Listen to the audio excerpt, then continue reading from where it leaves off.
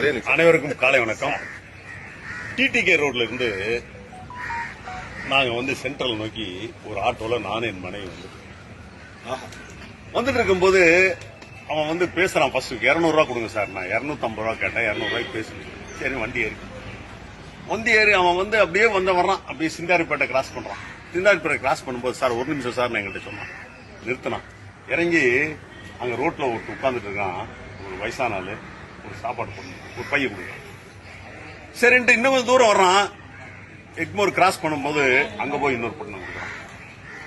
என்னையா நான் அவனுக்கு எனக்கு என்னையா அப்படின்னு. சார் நம்ம ஓட்டுறோம், சம்பாதிக்கிறோம், நீ சாப்பிட்டியா யாருன்னு? இன்னும் நான் சாப்பிடல சார். அப்ப மணி சுமார் ஒரு 1:45 இருக்கு. இன்னும் நான் சாப்பிடல சார். எனக்கு சாப்பாடு இருக்கு சார். இன்னொரு பாக்கெட் வச்சிருக்கேன் சார். நான் எப்பவுமே சாப்பாடு வாங்கும் போது ஒரு 3 வாங்கிடுவேன் சார். 3 4 அன்னைக்கு எவ்வளவு வருமானம் இருக்கோ அதுக்கு தகுந்த மாதிரி வாங்கிடுவேன் சார். இன்னும் ரோட்ல உட்காந்துருக்கான். அவனுக்கு யாரு சார் சாப்பாடு கொடுக்க போறான்? அவன் கொடுக்கறானோ கொடுக்கலையோ, அதனால என்னால முடிஞ்சது சார் கொடுத்துருவோம் சார். உனக்கு வீடு எங்கயா? எனக்கு அடையார் பக்கம் சார். இவனுக்கு குழந்தை குட்டிகள்லாம் என்ன சார்? ஒரு பையன் படிச்சுட்டு இருக்கான் சார். மனைவி இருக்கா, அவளும் வேலைக்கு போயிருப்பா சார். எனக்கு அதை கேட்டுட்டு நான் வெக்கப்பட்டு போனேன். ஒரு ஆட்டோ டிரைவர் வந்து அவன் ஒரு நாளைக்கு ஓட்டுனா தான் அவனுக்கு காசு. என்ன அவன் வந்து 2 பேருக்கு என் கண்ணு முன்னாடி சாப்பாடு கொடுக்குறான். நாங்க வந்துட்டோம். எனக்கு அப்ப நான் இறங்கி அவனுக்கு 300 ரூபா கொடுக்குறான். 200 ரூபாய்க்கு 250 ரூபா கொடுக்க மாட்டேன்னு சொன்னது 300 ரூபா கொடுக்குறேன். அவன் வேண்டாங்கிறான். என்ன சார் சாப்பாடு வாங்கி கொடுத்தேன்னு கொடுக்குறியா?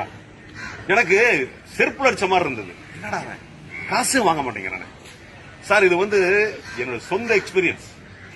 இது நான் படிச்சதோ கேட்டதோ இல்லை. அப்புறம் வாங்க மாட்டேங்கிறான். இல்லப்பா நீ இத்தனை சாப்பாடு வாங்கி கொடுத்துருக்க, அதுல எனக்கு கொஞ்சம் நான் கொடுக்க மாட்டேன் சார், வேண்டாம் சார். அப்புறம் கஷ்டப்பட்டு வாங்கிட்டான். அப்புறம் என் ஒய்ஃபு சொன்னா அப்பா வாங்கிக்கப்பான்னு வாங்கிட்டான். அதாவது மனித நேயம்ங்கிறது இதுதாங்க மனித நேயம். சக மனிதர்கள் நேசிக்கிறான். அவன் யாருப்பா அவனுக்கு தெரியுமா? தெரியாது. யாருமே தெரியாது. இலக்கியங்கள் படிக்கிறோம், கதை படிக்கிறோம், சினிமால பாக்குறோம், என்னவோ பண்றோம். ஆனா பக்கத்துல இருக்கிறவனை நம்ம நேசிக்கிறோம். பக்கத்துல நம்மோடு இருக்கிறவனு பசியோடு இருக்கான் சார்.